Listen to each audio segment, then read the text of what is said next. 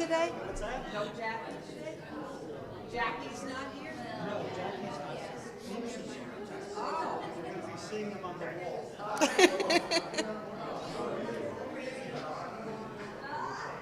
Okay, now just to be clear, it comes up like you.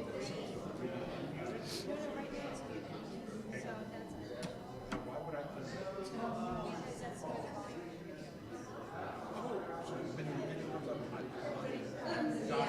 Oh, so when it comes up, sorry, I had it backwards. Turn the lights on. Boy, we're really losing it now. Day started so low. You said that you're getting a free hour. How are you? We have you up here today? I'm sorry? Are you up here today? Yeah. I like that. How was your Lahaya meal? Ken is here. Yeah, I just talked to him about it. Yeah, Ken cooked. I made extra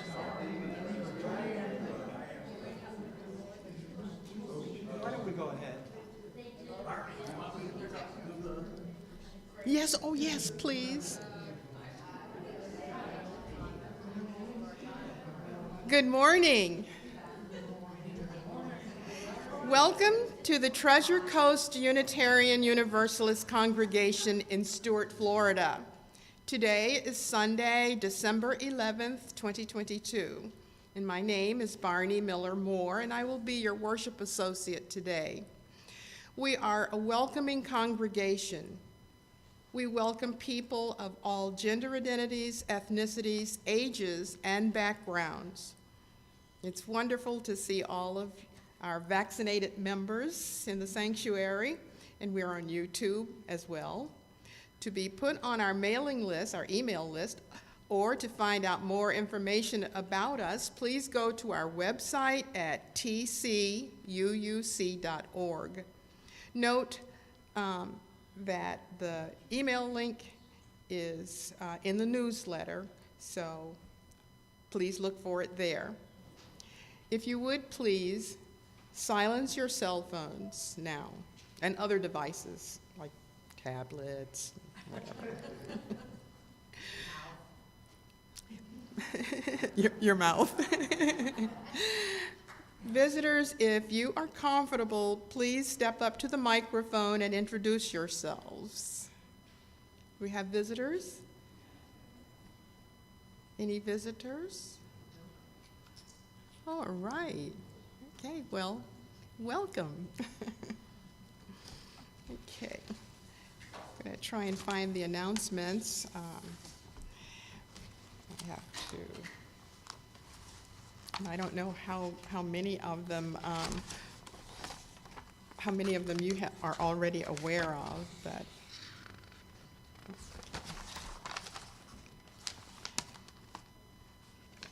okay. So we're going to remember our reunited Indiantown family during the season of gratitude and giving. So if you have a check that you would like to add for them today, please do that, and in the memo write Indiantown family. Excuse me, I need to make some adjustments here. So sorry.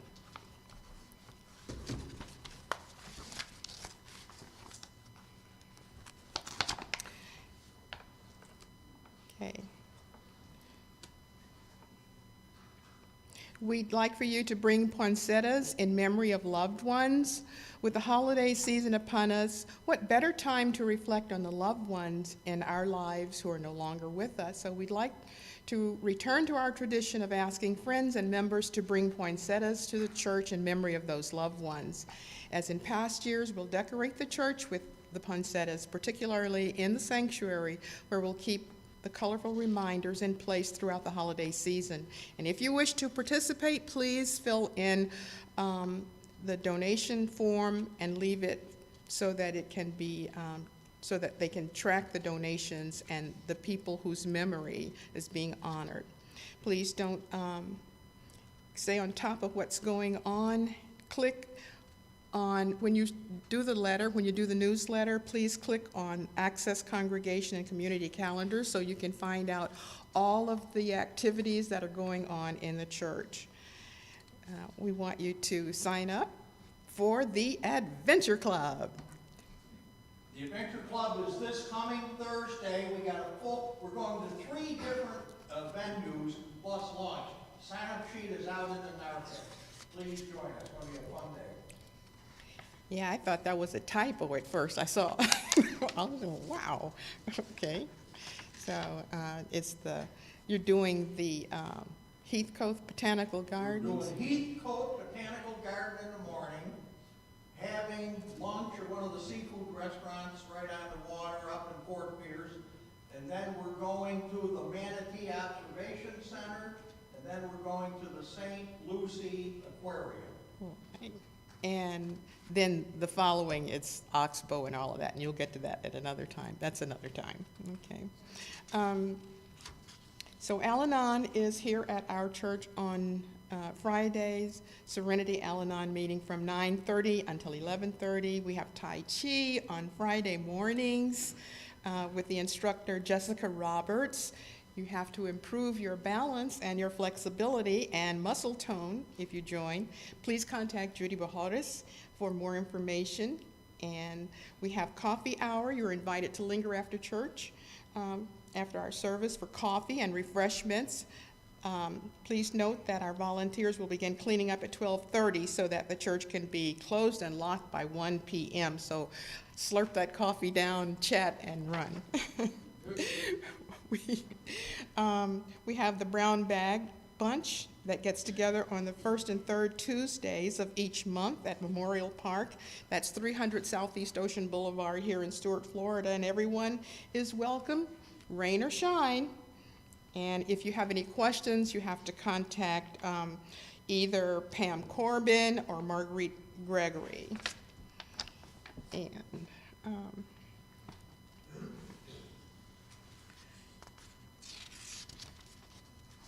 okay, moving right along. COVID's on the increase, so we need to stay safe. One of the things they ask is that masks are worn and that you keep the bathrooms to be used or in the narthex, and bring your own mask and clean up after yourselves. That's important. And now, ready? Joys and sorrows? No? I'm sorry. I'm all out of sync here. So sorry. We're gonna light the candle. Okay, I have that. Okay, so we're gonna light the flame. Hopefully. We Kindle This Flame by Philip R. Giles. We kindle this flame as a symbol of the light we would keep glowing in our lives, of appreciation for those who differ, loving kindness for those who suffer, esteem for all who remind us of our heritage and calling as agents of a greater force.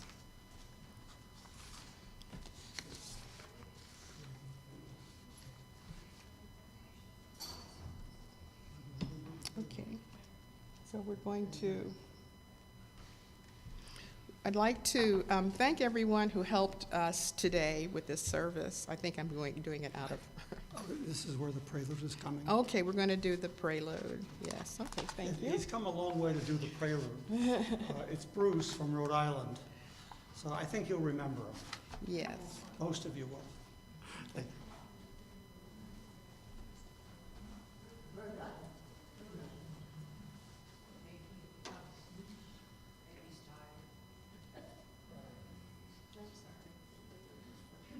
So we have the prelude? It's coming. Okay.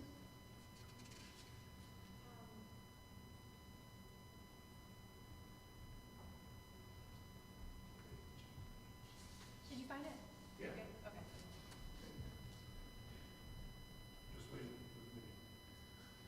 Yes, and healthy.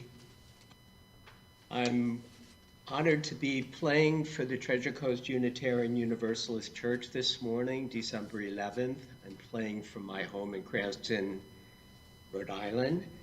I wish I were there in Stuart with you. I wish you a very joyous and healthy holiday season and a happy new year. The prelude this morning is In the Bleak Midwinter The offertory is the Courant from the Bach French Suite in E flat major, and the postlude is Go Tell It on the Mountain.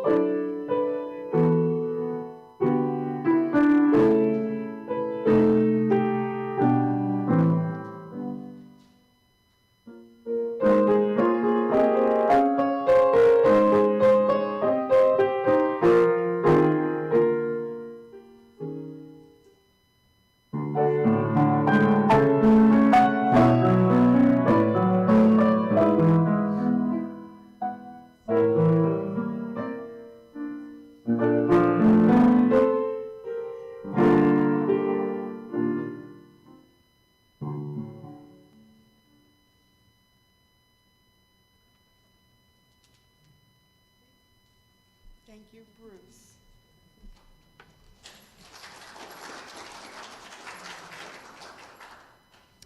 And now our opening words.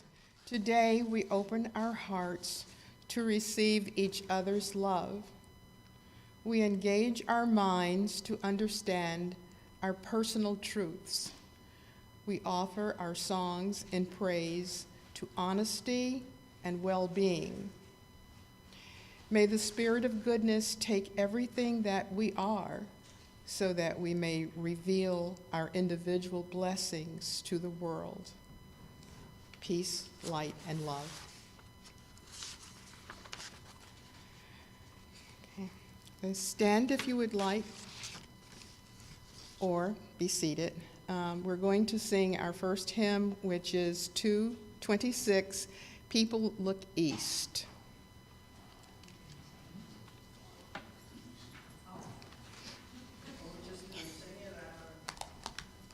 I'm sorry, it's in the book, in our regular hymn book.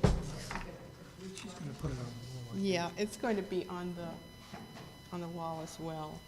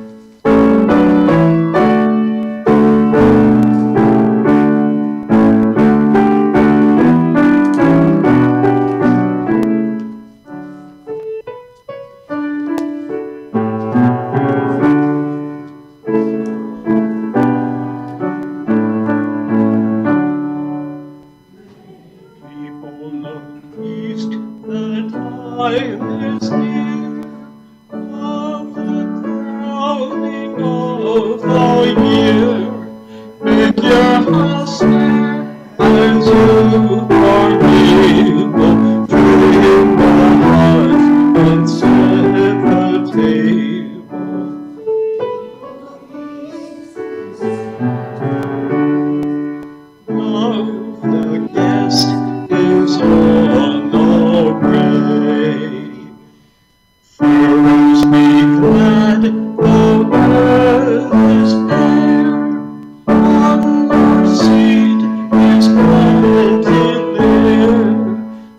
on your strength, the seed to nourish, that in course the flower may flourish.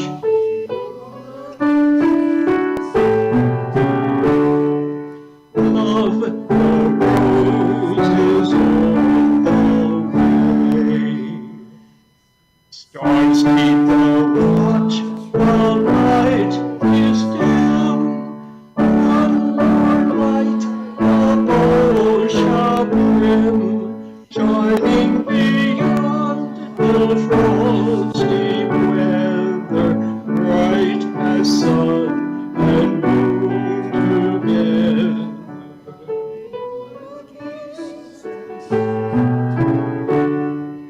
Love, the star is on the way.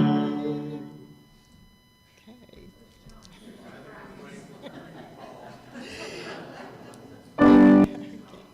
Thank you.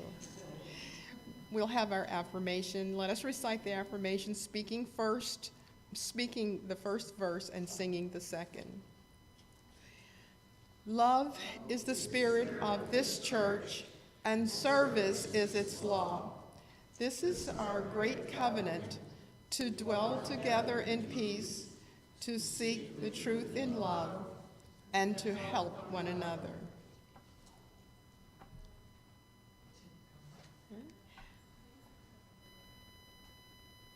From all that dwell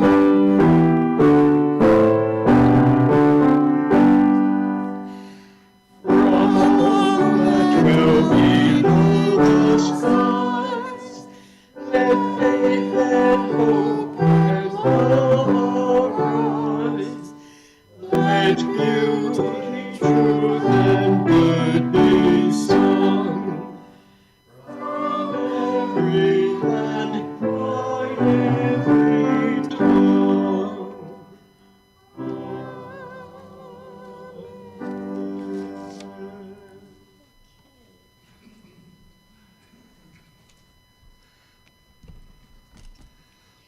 Well, my joy is to be back, and I'm going to remind you that this is our way of keeping in touch with each other's hearts and minds and feelings, so we ask that what you share be personal and brief.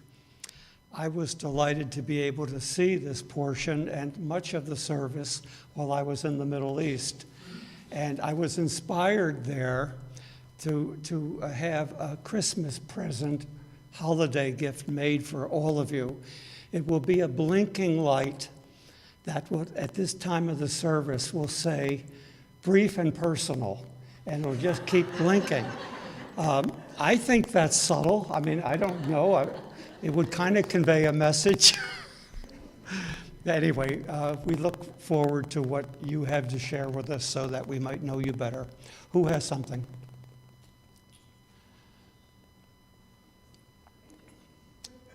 Anybody? Did I scare you away? Scared me away. Okay, well, there's some good news.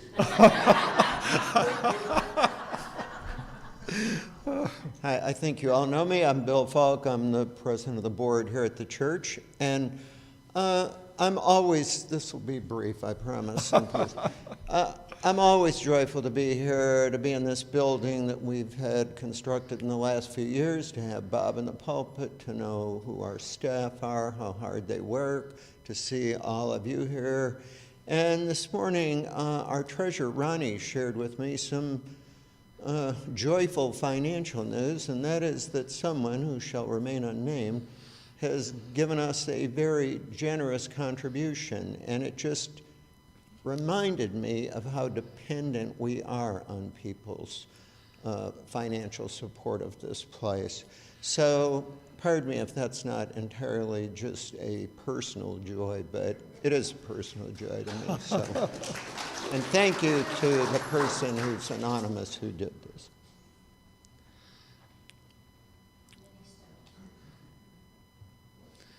Anyone else?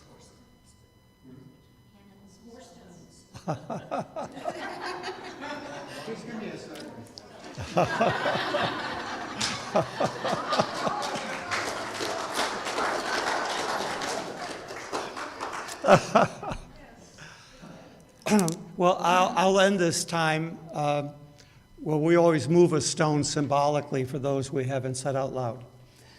But I also want to mention I was delighted to see how much joy you were having while I was away. And I wondered, why when I'm gone, we have the best meal, we have the best attendance, and somebody even said, and Bob's not here. But nobody said, because Bob's not here. So I shouldn't draw the wrong kind of connection. But it was great seeing the joy of this congregation halfway around the world. And we missed you, Bob. Oh, bless you, my child. Now, did you move a stone for everybody else?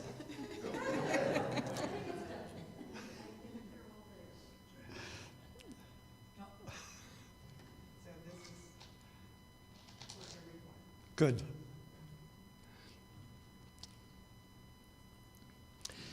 The meditation is from Mary Oliver. I've probably read it before. I'll probably read it again. But it's called Morning Poem 536 in the back of the hymnal. Every morning, the world is created. Under the orange sticks of the sun, the heaped ashes of the night turn into leaves again and fasten themselves to the high branches. The ponds appear like black cloth on which are painted islands of summer lilies. If it is your nature to be happy, you will swim away along the soft trails for hours, your imagination alighting everywhere. And if your spirit carries within it the thorn that is heavier than lead, if it's all you can do to keep on trudging, there is still somewhere deep within you a beast shouting that the earth is exactly what it wanted. Each pond with its blazing lilies is a prayer heard and answered lavishly every morning. Whether or not you have ever dared to be happy, whether or not you have ever dared to pray. Mary Oliver. And now some moments of silence.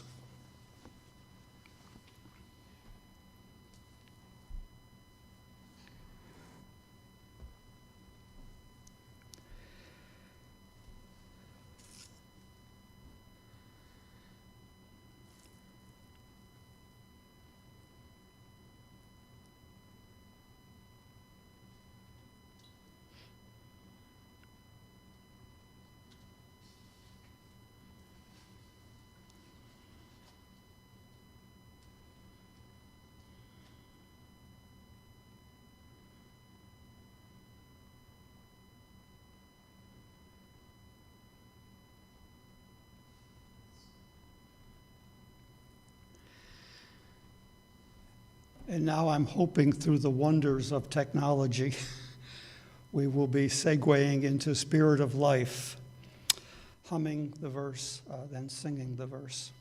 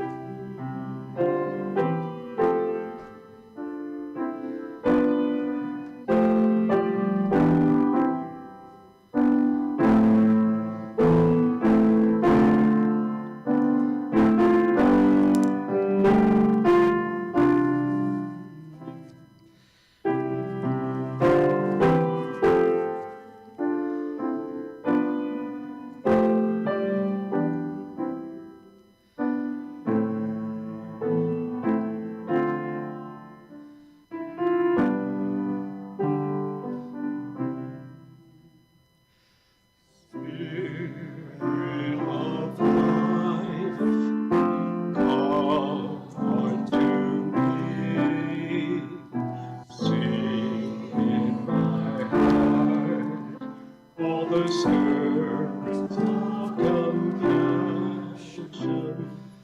Blow in the wind, rise in the sea, move in the hand, giving life the shape of justice. Words hold me close, wings set me free. Spirit of life, come to me, come to me.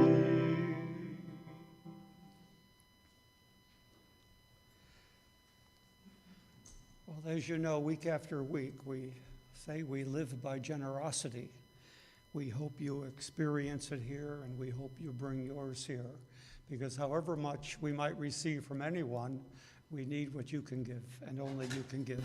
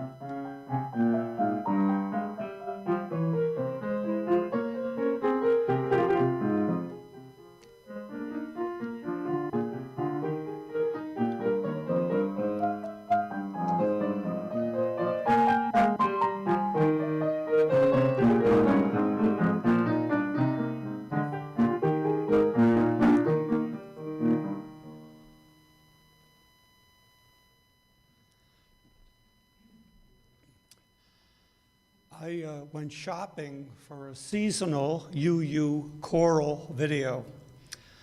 What I found is not holiday, but I couldn't resist this.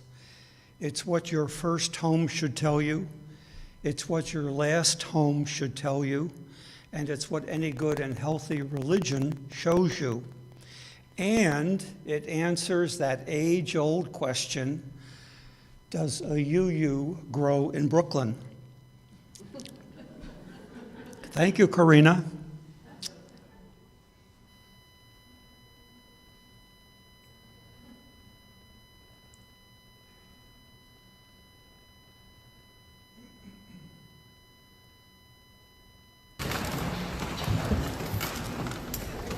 Thank you.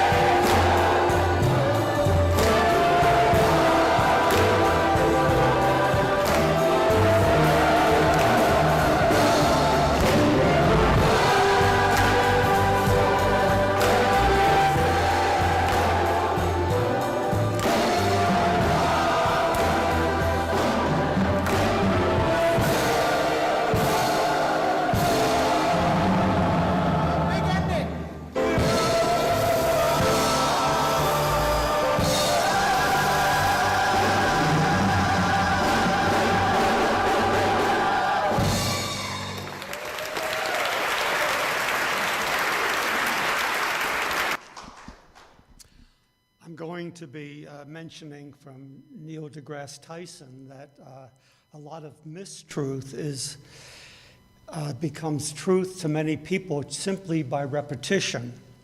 That truth needs to be repeated over and over again. It can't be repeated too much.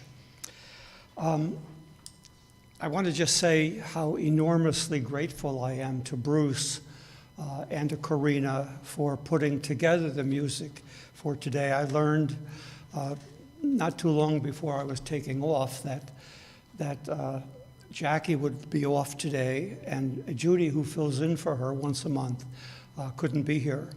So on rather short notice, they said yes to taping music and providing it. So I'm grateful. I'm sure we all are. One of my education deficits was science. In high school, in the New York State Regent system, you had options, and I opted to put off science and load up on Latin and French. It really wasn't a smart choice. You had to take one science course to graduate, so I took biology in my senior year. The teacher, her name was Iris Green. Somehow I thought that was like she was typecast to be a biology teacher, Iris Green. One day she asked me to stay after class. "Mr. MacDonald, you look bored in class." "I'm sorry, Miss Green, I'm not trying to. Try harder." So ever since, I've had to play catch up in a pretty vital part of life, science. I was glad to have Tyson's new book, Starry Messenger, to take on my trip. He starts out with questions of truth today and the role of science in getting to truth. It seems like common sense, but we are living in a time when people in high places or just loud places think they can make up the truth. Or is it because they just say so? Tyson writes pretty convincingly, not so fast.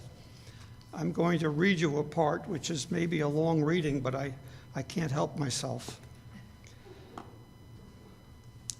It's a couple paragraphs between two great quotes. I think he's quoting Leonardo da Vinci. "The greatest deception men suffer is from their own opinion." By the 17th century, shortly after the near simultaneous inventions of both the microscope and the telescope, the scientific method would fully bloom, propelled by the work of astronomer Galileo and philosopher Sir Francis Bacon. In short, conduct experiments to test your hypothesis and allocate your confidence in proportion to the strength of your evidence. Since then, we would further learn not to claim knowledge of a newly discovered truth until a majority of researchers obtain results consistent with one another. This code of conduct carries remarkable consequences. There's no law against publishing wrong or biased results, but the cost to you for doing so is high. If your research is checked by colleagues and nobody can duplicate your findings, the integrity of your future research will be held suspect. If you commit outright fraud, if you knowingly fake data, and subsequent researchers on the subject uncover this, the revelation will end your career. This internal self-regulating system within science may be unique among professions, and it does not require the public or the press or politicians to make it work. Watching the machinery operate may nonetheless fascinate you. Just observe the flow of research papers that grace the pages of peer-reviewed scientific journals. This breeding ground of discovery is also, on occasion, a battlefield of scientific controversy. But if you handpick pre-consensus scientific research to serve cultural, economic, religious, or political objectives, you undermine the foundations of an informed democracy. Not only that, conformity in science is anathema to progress. The persistent accusations that we take comfort in agreeing with one another come from those who have never attended scientific conferences. Think of such gatherings as open season on anybody's ideas being presented, no matter their seniority. That's good for the field.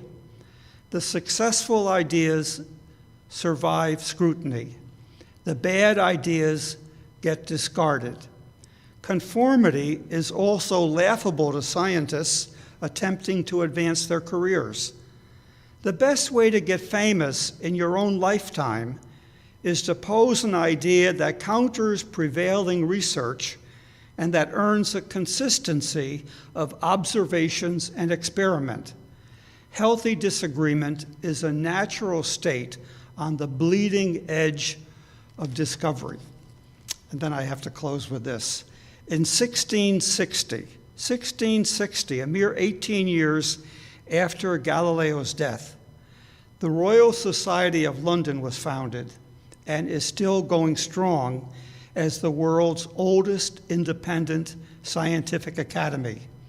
Newly advanced scientific ideas have been contested there ever since, inspired by its marvelously blunt motto, "Take nobody's word for it." Doesn't that sound you? Take nobody's word for it? He then goes on to personal truth, which makes us us, and interesting to ourselves and to each other, our stories. We don't confuse that with the absolute truth. It's us and our journeys. It doesn't have to be the absolute truth. It's who we are from our B date to our D date. I have said to more people, including someone I live with who will remain anonymous, please write your bio. It doesn't have to be whole sentences even. 5 generations from now, some kid may want to know family tree, and Ancestry.com can't tell them what you can. And your journey is interesting and worth being remembered. Enough said. Tyson goes on to political truths, which he says are cousins of personal truths. These thoughts and ideas already resonate with your feelings, but become unassailable truths from incessant repetition by forces of media that would have you believe them, a fundamental feature of propaganda. Incessant repetition. Phrases becoming jargon flag my interest. I'm still trying to figure out how "no problem" took the hallowed place of "you're welcome." In my wiring, something got lost in that translation. So I've been hearing truth be told, often today, and wonder what kind of additive that is. Isn't everything we say presumed truthful until proven otherwise? Wouldn't that cause me to wonder about everything else you have said if you begin introducing thoughts with "truth be told"? You know, I went to the Britannica of our time and discovered the phrase has a confessional component. You know, there's a tad more I haven't been divulging. So, truth be told alerts you that I'm going to be a bit more forthcoming now. Not quite as bad as the previous White House press secretary, who had to announce that everything said previously was inoperative or something like that. Along the same line, we are hearing more and more talking heads insert "trust me" in their communication. Trust me. If it's someone we know, why would they add that? We know them. Otherwise, when I hear someone I don't really know say, "Trust me," a little voice says silently, "Why would I?" Has "trust me" become filler like? And you know. Now I can replace my little bit of meanness, "Why would I?" with what Neil said, take no one's word for it. Truth be told, most verbal exchange is opinion. We're human, for God's sake, or nature's sake. We can't claim Olympus, Mount Horeb, or even Gibraltar. Human is good enough. We don't want to be perfect until we are done. The lid closed. I got that not from my faith, but from Latin. Per facio, the root of perfect, per facio, made through and through, done. Opinion deserves both respect and challenge or critique.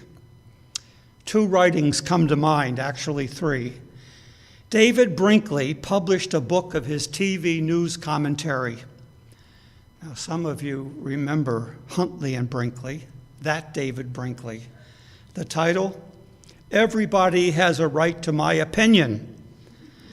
I guess ministers act on that as an article of faith.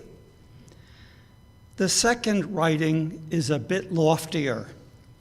Plato's allegory of the cave from the Republic. Socrates tells this allegory to say we are like people chained in our seats facing the wall of the cave.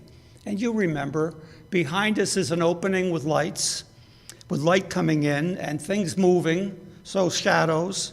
All anyone can see are shadows on the wall, and you can't turn your neck to see what the shadows are of.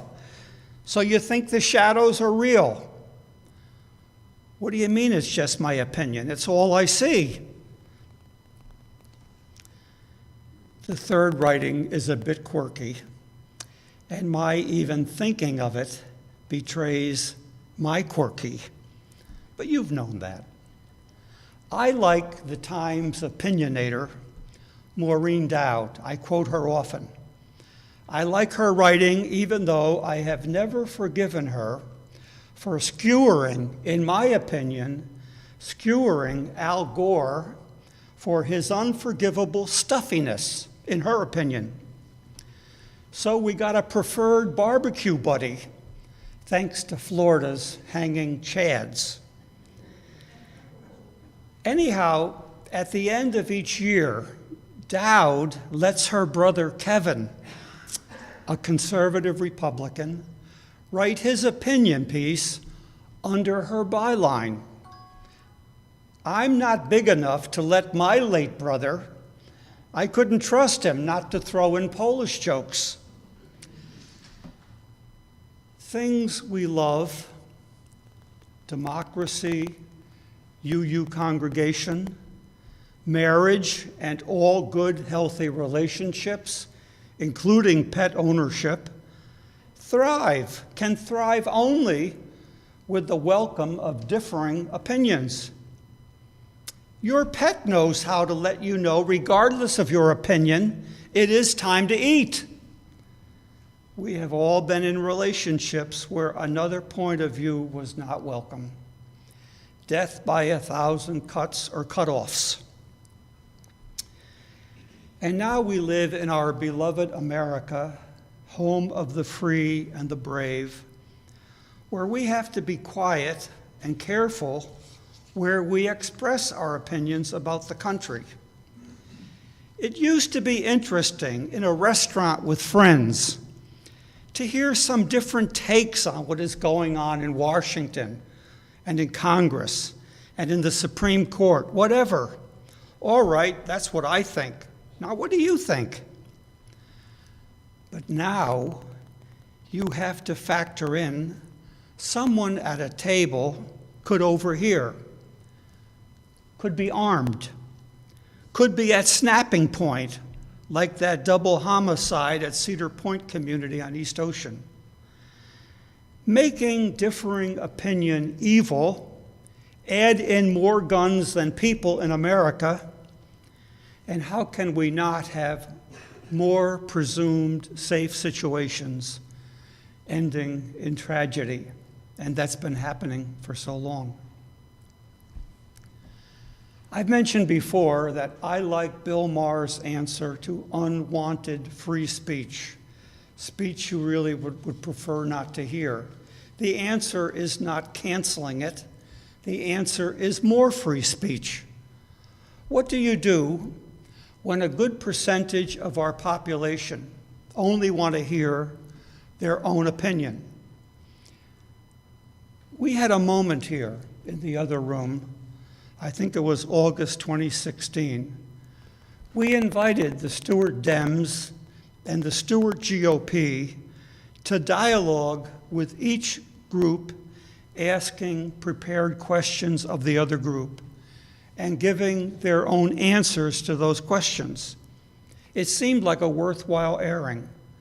At the very least, it was treating a difference of opinion with respect. Could we find a way to do more of that, or would we need the airport security machine? You know that machine at the door.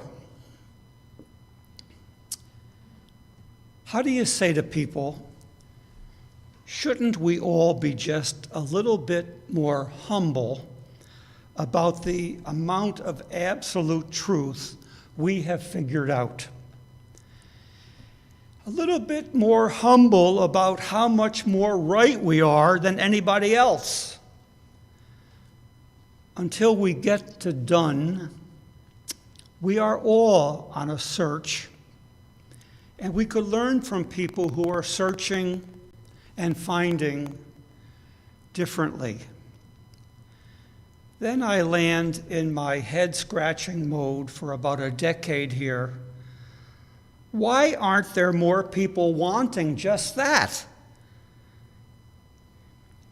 Maybe that's the real paradise or promised land. If we can get to the place where people with different opinions add to us, not diminish us or scare us, maybe we can get to the place where people who look different or love differently, they too add to us, not threaten us. Because just like us, they want to live and let live. And that sounds like the promise of America to me. If it never really was, may it yet be.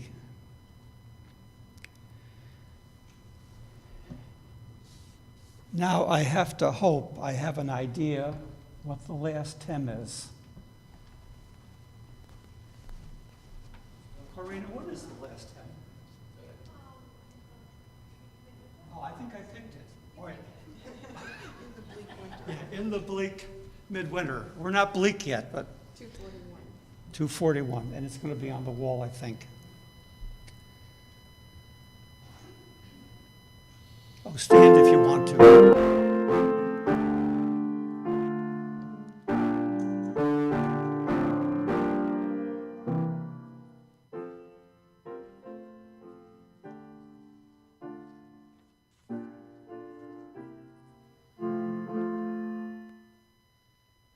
In the bleak midwinter, frosty wind and moon, residents quiet Zion, water like the stone. Snow has fallen, snow on snow, snow on snow. In the bleak midwinter, long ago, Christ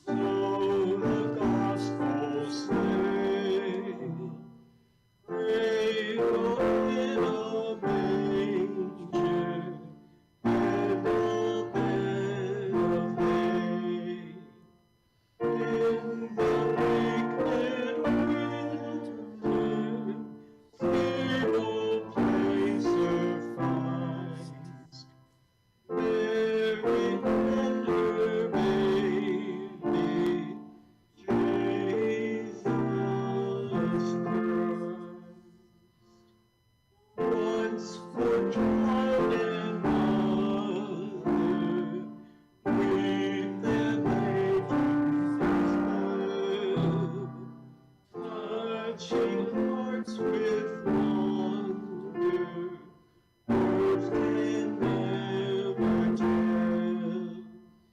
In the bleak midwinter, in this world of pain, where our hearts are open, love is born again. Please be seated.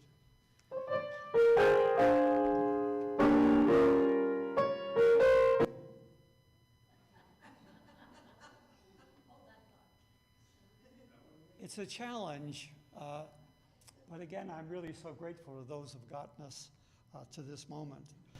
You all remember snow. You do. Some of you miss snow, I'm sure, but we don't. These closing words are from Dorothy Day, the back of the hymnal, entitled Commitment. People say, what is the sense of our small effort? They cannot see that what we must lay one brick at a time, take one step at a time. A pebble cast into a pond causes ripples that spread in all directions. Each one of our thoughts, words, and deeds is like that. No one has a right to sit down and feel hopeless. There's too much work to do. Dorothy Day, a sainted name among us. Yes, please. And now, possibly the postlude.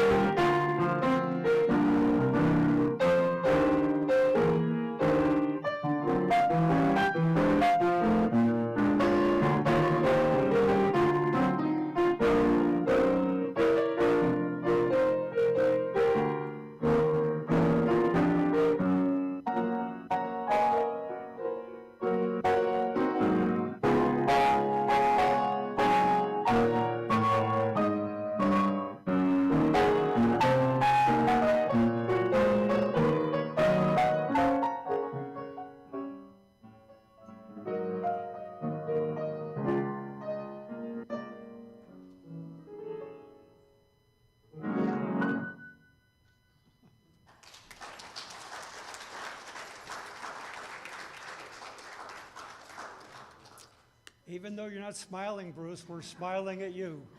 Thanks so much, and thank you, Karina, and thank you, Barney. Thank you, Bob. And thank you, Stan, for the projections.